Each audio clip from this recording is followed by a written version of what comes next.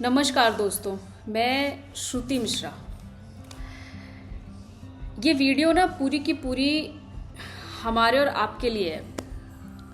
कुछ चीज़ें आपको बहुत चुभेंगी और कुछ चीज़ें बोलूँगी तो शायद आप पे फूल बरसेंगे। और दो कौम के बारे में बात करनी है मुझे। बहुत बोलते हैं ना कि हम एक हैं, इंडिया में हर जगह समानता है, आप कुछ भी कर सकते हैं, आज़ाद देश में रहते हैं, है ना। तो कुछ भी करने के लिए आप कुछ भी कर सकते हैं, यही है।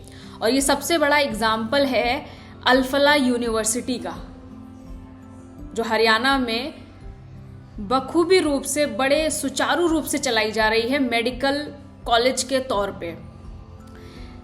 अल-फलाह यूनिवर्सिटी में पढ़ने वाला बच्चा डॉक्टर बनता है। अगर मेरे घर से कोई एडमिशन लेगा वहाँ पे, तो जाहिर सी बात है वो मेडिकल कॉलेज है, वहाँ से जब कोई पढ़ के निकलेगा तो वो एक अच्छा, बेहतरीन और कामयाब डॉक्टर बनेगा।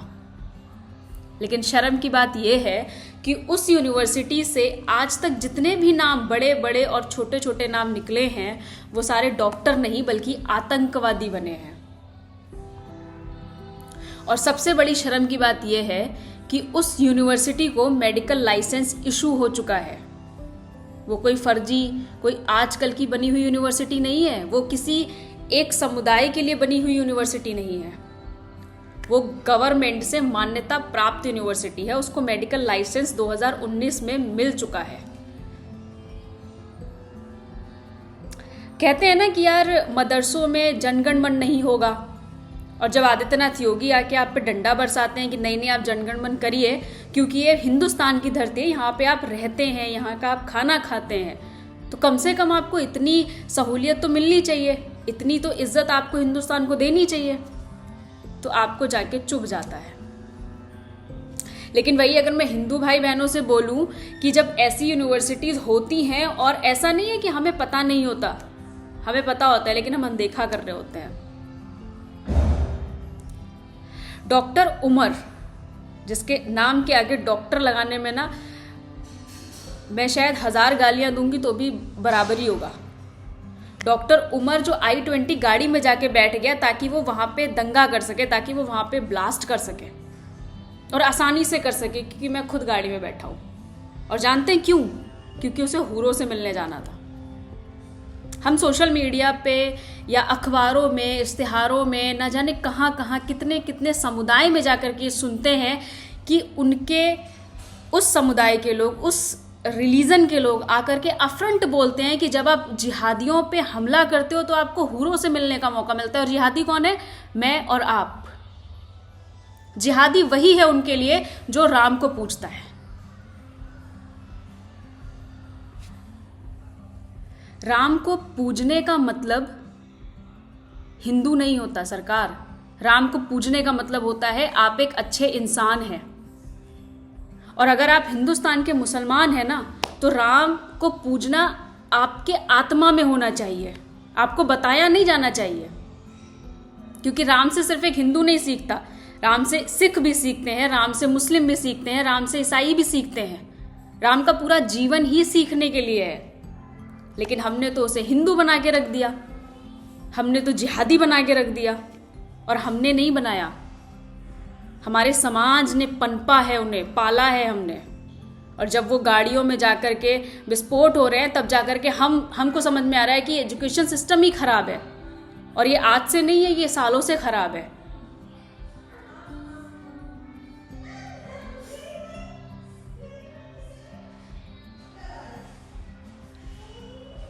किस तरह से बात की जाए? एजुकेशन सिस्टम खराब है, सरकार का दोष। मेडिकल लाइसेंस इशू हो गया, इसका मतलब निरीक्षण ठीक से नहीं हुआ, इसका मतलब वेरिफिकेशन ठीक से नहीं हुआ।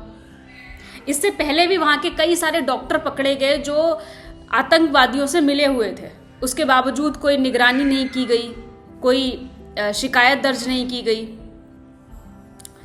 इतनी सारी चीज़ें हुई, लेकिन हमने किया क्या? हमने बस वेट किया कि दिल्ली में कब दंगा होगा, कब फरीदाबाद में मटेरियल पकड़ा जाएगा, और तब जाकर के हम सीधे हाथ बात करेंगे। उससे पहले तो हम सोए हुए थे। एक कौम को गलत बोल देने से कि यार ये लोग बहुत बुरे हैं, इनकी वजह से ही सब कुछ होता है, ये बात बिल्कुल सही है, गलत नहीं है। लेकिन हमने क्या किया, हमारी ड्यूटी क्या थी? हमने तो बस बैठ के उस दिन का इंतजार किया जब 13, 14, 15 लोग मारे गए, और निर्दोष, जिनका कोई दोष नहीं था, जो आम जिंदगी जी रहे थे अपनी। उमर तो गया ना हूरों से मिलने, वो 13 लोग कहाँ गए? उन 13 लोगों का हिसाब कौन देगा? उमर देगा, उसके घटिया माँ बाप देंगे, कौन देगा? उसका जिम्मेदार है कौन? कौन जिम्मेदारी लेगा उन परिवारों की जिन परिवारों में अकेला कमाने वाला व्यक्ति सडन चला गया because of Muslims, because of this university, because of doctor, पढ़े लिखे डॉक्टर। किसी भी यूनिवर्सिटी में एडमिशन लेने से पहले अब ये सोचना पड़ेगा कि यार इस यूनिवर्सिटी का ओनर कोई सिद्दीकी तो नहीं है। ये सोचना पड़ेगा ना, और ये सोचना पड़ेगा इसलिए क्योंकि हमने आज जो सिचुएशन देखी है, उस सिचुएशन से हमें ये समझ में आ गया कि किसी भी फला भला टला वाली यूनिवर्सिटी जाना ही नहीं है। सिर्फ उसी यूनिवर्सिटी में जाइए जो आपको सनातन से जोड़ती हो।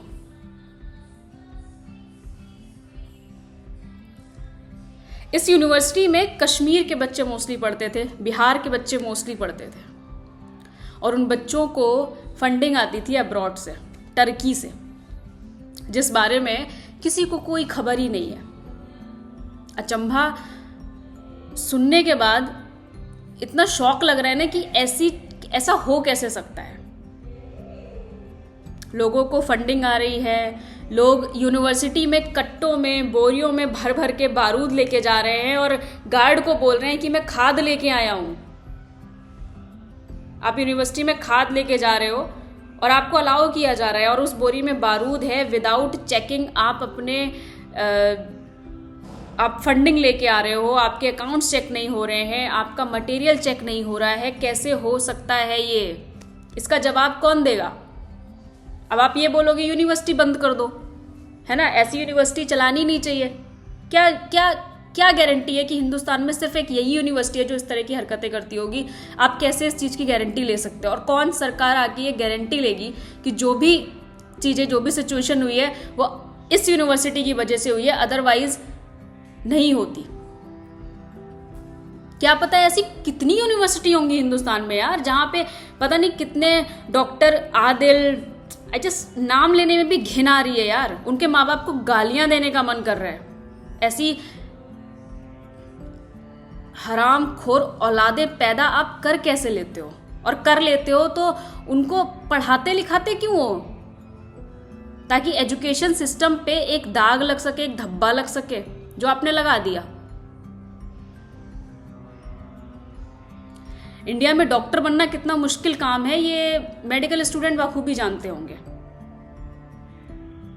लेकिन इनको देख के लग रहा है कि डॉक्टर बनना कितना आसान है भाई।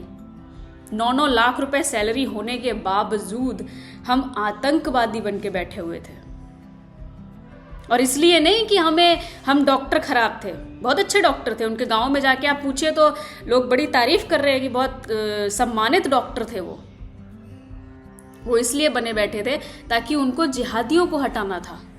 उनके ये जो भेजा है ना, ये दिमाग, इसमें सिर्फ और सिर्फ बदतमीजी भरी गई थी बचपन से, जो सिखाया जाता है उनके मदरसों में, और जिस चीज पे कोई कानूनी कार्रवाई होती ही नहीं है। हटा दो ना ऐसे रूल यार, कौन सा टाइम लगना है? कम से कम वो बेजुबान लोग जिनका कोई निर्दोष नहीं है, वो लोग तो नहीं मरेंगे ना। मरना है तो आप मरिए, सरकार मरे, पब्लिक क्यों मरे? और ये हर बार होता है, ये कोई पहली बार की घटना नहीं है जिस पे इतना गुस्सा और इतना अग्रेशन हो रहे हैं आप लोग। इतनी बदतमीजी के साथ में जो चीजें हो रही है, तो वो उसके लिए सिर्फ 1 घंटे 2 घंटे की मीटिंग का ही तो टाइम लगेगा। हटा दो ये सब, खत्म कर दो। क्या होगा? दंगे होंगे, बदतमीजियां होंगी, फसाद होगी, खून खराबा होगा, होने दीजिए ना। कम से कम ये चीजें जड़ से खत्म तो होंगी। सुनने में आ रहा है कि 25 नवंबर को अयोध्या में प्रधानमंत्री जाने वाले थे, जो भारत के करंट प्रधानमंत्री माननीय नरेंद्र मोदी जी हैं, वो जाने वाले थे, और वहां पे ये दंगा होने की साजिश थी। बहुत सारे लोग कश्मीर पुलिस का बहुत धन्यवाद दे रहे हैं, बहुत सारे लोग हरियाणा पुलिस का धन्यवाद दे रहे हैं, बहुत सारे लोग दिल्ली पुलिस का धन्यवाद दे रहे हैं। पर इस धन्यवाद से कुछ नहीं होगा।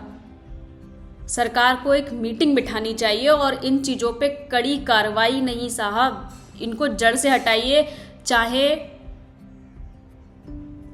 Any cost.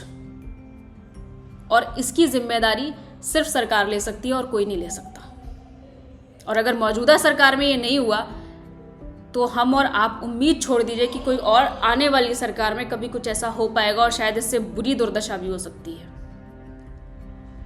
बहुत सिंपल सी वर्ड है और इसको लेकर के जो आम लोग हैं, जो हम पब्लिक हैं, जिनको जो ये चीज़ें फेस करते हैं, तो कम से कम उनको बोलना है। और हरियाणा के मुख्यमंत्री जी, आपसे ना एक अपील है कि आपके स्टेट में जितने भी इस तरह की चीज़ें हैं, मदरसे हैं या मुस्लिम यूनिवर्सिटी जिनका नाम सिद्दीकी खान साहब चला रहे हैं, उन पे कड़ी निगरानी रखिए। क्योंकि ये जो सरनेम है ना, ये हमारी क्या हालत करते हैं और हमारे